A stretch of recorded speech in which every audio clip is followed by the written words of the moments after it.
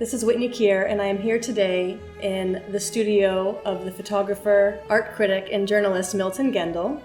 And we are having a wonderful discussion today about the artist Niki de St. Phal, the woman who created many incredible pieces of work across the world, and most specifically at the Tarot Garden, Il Giardino dei Tarocchi in Tuscany.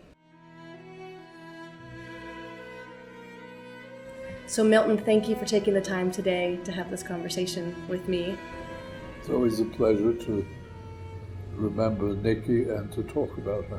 Yes, wonderful. So I think we'll get started. I would love for you just to recount the way in which Niki came into your life. I've been asked by old friends, Carlo and Nicola Caracciolo, to their house in the country, just over the border in Tuscany, called Garavicchio. And Carlo telephoned me and said, we're expecting you this evening. Could I ask you for a favor? Would you mind bringing me my dog? So I said, not at all. And he said, and would you mind stopping at Fiumicino and picking up a friend of Marella's, who turned out to be Niki de St. Phal. Niki had met her at Gestad, and in the course of their talk, Niki had said that she was thinking of doing one of her works in a woods in Italy, and she wondered whether Marella could recommend any place. Marella was the sister of the two brothers. See.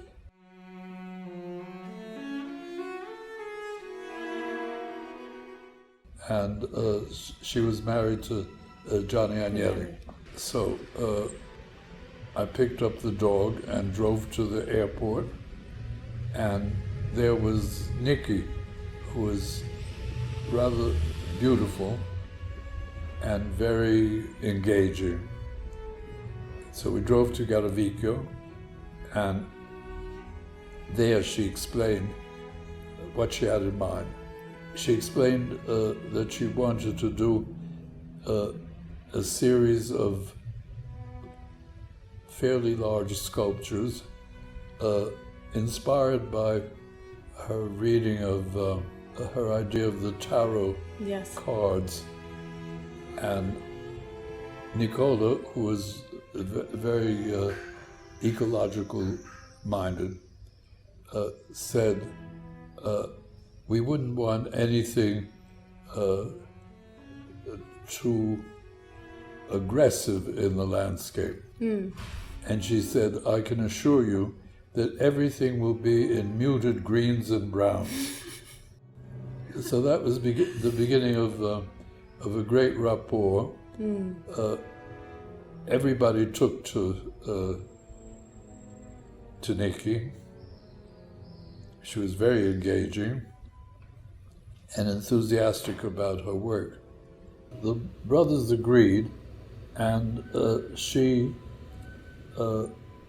moved in and began developing her tarot garden.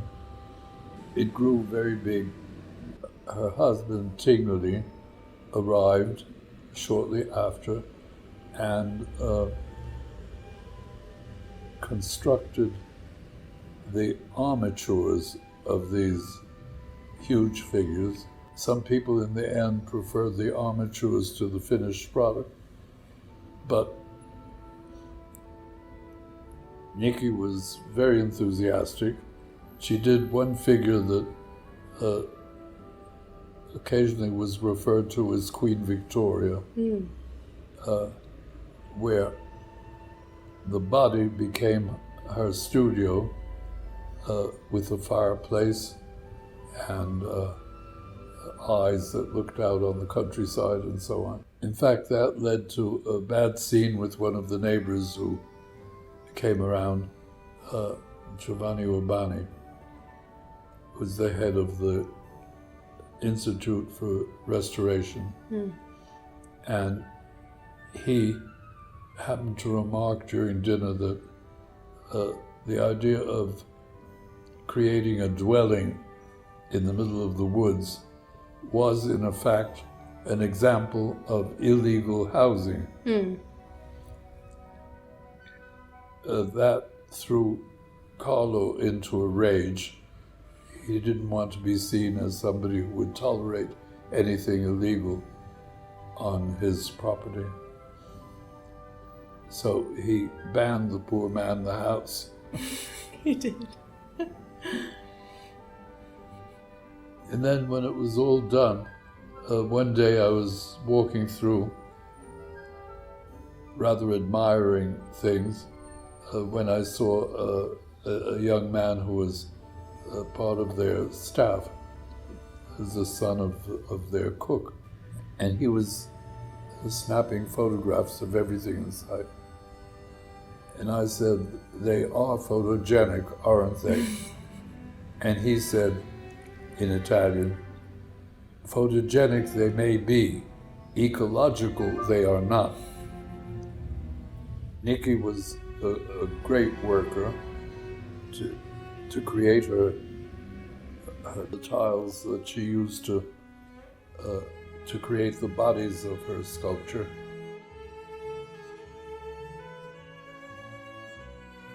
She made a kiln on the property and produced them herself. Phenomenal. Nikki's art evolved a lot over the years. Yes. And it evolved a lot as she shared and expressed, in result of also her own internal process, as it relates to her upbringing and what she went through.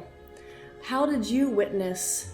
You met her in '79, so what was your experience? How did you witness her art evolve over the years? Well, I was rather impressed by her work on such a scale, because all I had seen was rather small sculptures in people's houses. Right. Yeah. So to see the grandiosity and the scope. Yes. Which was a large part of her goal, was to create this garden of joy, on a large scale. I think she was passionate about showing that a woman during that era could also create something so grand. Oh yes, the woman theme was very important in her career, and what sums it up is that gigantic figure that she called the cathedral, where visitors enter the cathedral through the vagina of the figure. So, it was quite an experience, very experiential and immersive for the audience. I can imagine. Yes, she was very passionate about the rising of the matriarchal woman. How do you feel or think that was received during the time in which she was creating her art? I don't think that it attracted that amount of attention. I know that as a person and an artist, she made her mark by using a revolver to shoot paint, which was already a rather feminist statement. Absolutely. Yeah.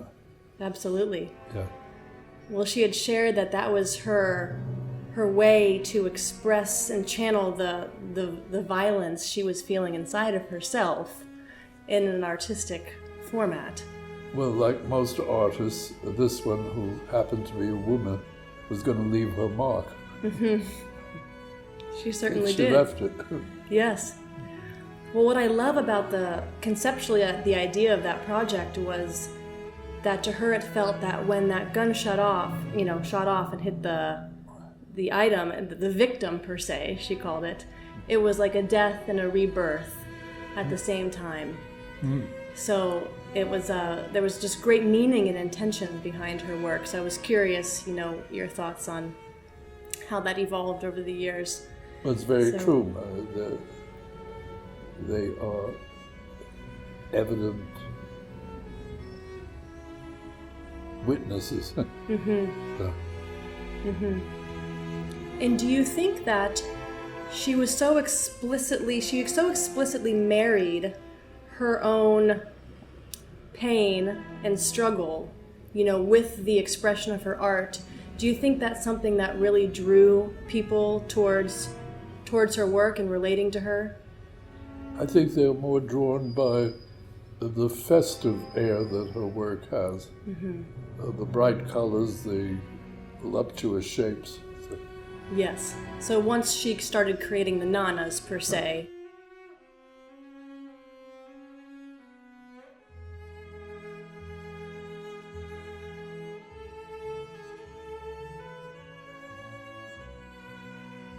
Now, were you present frequently during the construction of Yes. El Giardino dei Tarocchi? All the way through, yes. All the way through, which was quite a long time. Well, they were close friends, Yes. the Caracciolos. And so you were able to document the construction of the Tarot Garden. Yes. And Nikki, as she was going through the various phases, I know that was a labor of love, and there was also a lot of challenge that came along with creating something on such a grand scale. Well, she lived it totally. She lived in it. She did. She lived in the bosom. Yeah. And she cooked in the other. Yeah. So Nikki at one point had said that painting calmed the chaos that shook my soul. Said she. Painting calmed the chaos that shook my soul. Do you find that to have been a common theme through art among artists in the work that you've done and witnessed as well? That it somehow appeased or was some sort of a healing balm for inner struggles? I think most artists wouldn't enter the confessional mode. Given the kind of ego that it takes to be an artist, I think most of them go in for the grandstand. When you were in the presence of Nikki, what struck you the most? Well, it was always very agreeable. She was easy to look at and easy to watch. One of the most engaging personalities that's ever come my way. How do you think Nikki would fare in today's global landscape, politically and otherwise?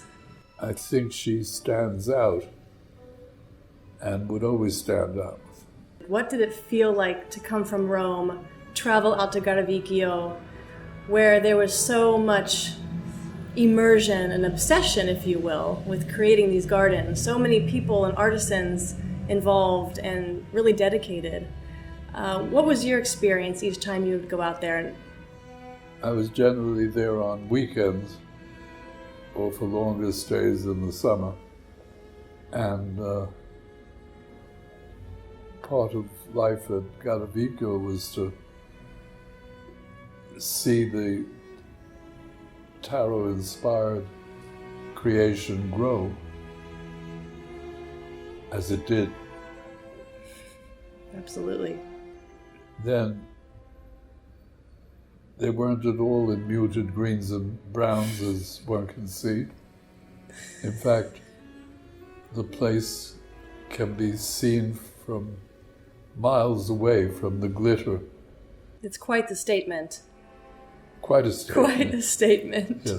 I think Nikki is pleased. So it's become a popular tourist destination. Yes, and what do you think about that? It's very, a lot of tourists are visiting. It's very busy daily now when it's open, not in the winter. Do you have any idea of what Nikki would have thought about it being so busy and so frequented? Was it meant to be more of an introspective experience? I don't think she'd have been displeased. Yeah. No artist resents people admiring their work. Absolutely not.